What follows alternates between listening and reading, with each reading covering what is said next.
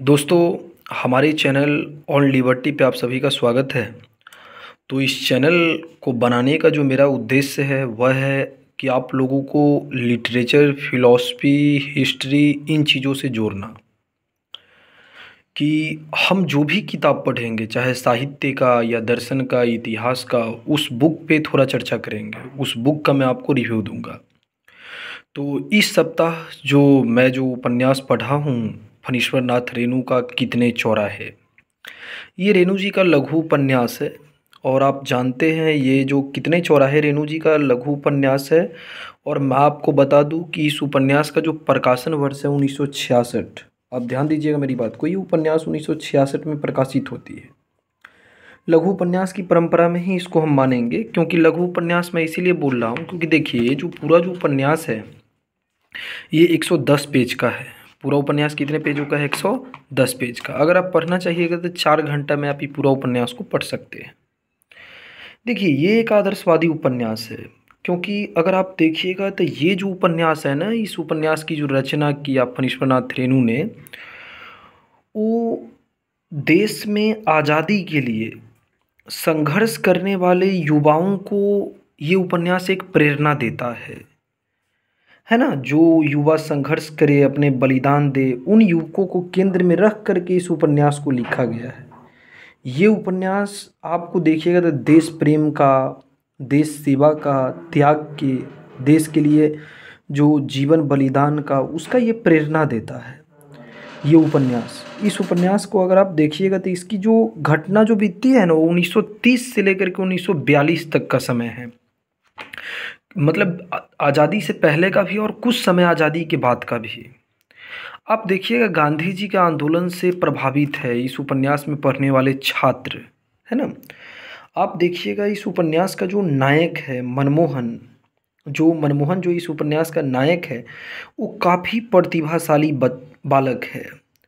और जब गांव में अपनी पढ़ाई को पूरा कर लेता है ना, गांव में लोग, उनके चाचा है, उनके पिताजी है, उनकी माँ है, और उनकी जो छोटी बहन है मनमोहन की, पुष्पी। तो आप देखिएगा मनमोहन को प्यार से उसके परिवार के लोग मुनि जी कहते हैं, उसके चाचा मुनि जी कहते हैं। मनमोहन पढ़ने में काफ़ी ब्रिलियंट होता है ना। उसको स्कॉलरशिप भी मिलती है आगे पढ़ने के लिए। तो आप देखिएगा उच्च प्राथमिक स्तर से आगे की पढ़ाई करने के लिए वो मनमोहन शहर जाता है, अररिया कोट। आप देखिएगा मनमोहन जो जाता है अररिया कोट में पढ़ने के लिए, जब जाता है मनमोहन शहर जाता है तो किसके यहाँ जाता है? मोहरिल मामा के यहाँ जाता है। क्योंकि मनमोहन के जो पिता जो रहते हैं वो जब जब अररिया कोट में जाते हैं तो एक मोहरिल नाम के व्यक्ति के यहाँ ठहरते हैं। और वह मोहरिल नाम का जो व्यक्ति होता है वो मनमोहन के पिताजी को पाहुन कहता है, मतलब होता है जीजा जी। बिना कोई जान पहचान के ही ऐसे ही दोनों में रिश्ता बंध जाता है। तो जब मोहरिल को पता चलता है कि मनमोहन अररिया कोट बाज़ार में जाकर के पढ़ेगा, तो मोहरिल मामा बोलते हैं कि पाहुन, बच्चे को हॉस्टल में रखना तो ठीक नहीं है, इससे अच्छा है कि आप बच्चे को मेरे घर पे ही रख दीजिए, वहीं से वो जाएगा कोट स्कूल में पढ़ने के लिए। तो मनमोहन को मोहरिल मामा के यहाँ ही रख दिया जाता है। लेकिन और मोहरिल मामा की एक लड़की भी होती है सरबतिया, वो विधवा हो गई रहती है, क्योंकि सरबतिया के जो पति होते हैं सुंदर सहाय, वो भी साइमन कमीशन का विरोध करने के कारण मारे जाते हैं। और मनमोहन को रख दिया जाता है मोहरिल मामा के यहाँ। मनमोहन मोहरिल मामा के यहाँ रह करके स्कूल में जाता है, पढ़ाई करता है ना। और देखिएगा जब मनमोहन स्कूल में जा कर के पढ़ाई करता है तो वहाँ पर उसकी जो मुलाकात होती है स्कूल के अन्य छात्रों से होती है, जैसे प्रियोदा से होता है ना। बहुत सारे छात्रों से मनमोहन की जो देखिएगा मुलाकात होती है स्कूल में, जैसे प्रियोदा है, या मतलब एक छात्रों का एक संगठन है। तो मनमोहन जल्द ही स्कूल में अपना पहचान बनाता है, अपने प्रतिभा के दम पे बनाता है ना। लेकिन वो अपने पढ़ाई को केवल किताबों तक सीमित नहीं रखता है। देश में जो राजनीतिक गतिविधि चलता है, मनमोहन उस राजनीतिक गतिविधि में शामिल होता है ना।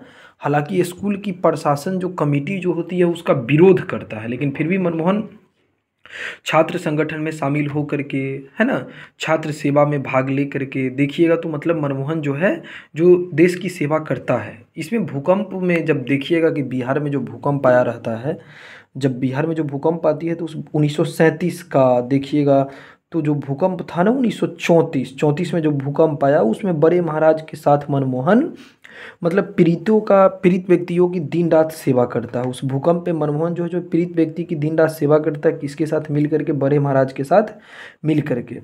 सन्यासी आश्रम में ही मनमोहन बाद में चला जाता है स्टूडेंट होम में, मोहरिल मामा के घर से, और स्टूडेंट होम में रह करके मतलब राजनीतिक गतिविधि में, देश के स्वतंत्रता गतिविधि में भाग लेकर के अपनी पढ़ाई को जारी रखता है। हालांकि देखिएगा तो स्कूल का जो प्रशासन होता है, हेड मास्टर होता है, वो छात्रों को दंड भी देता है, मनमोहन को भी दंड दिया जाता है।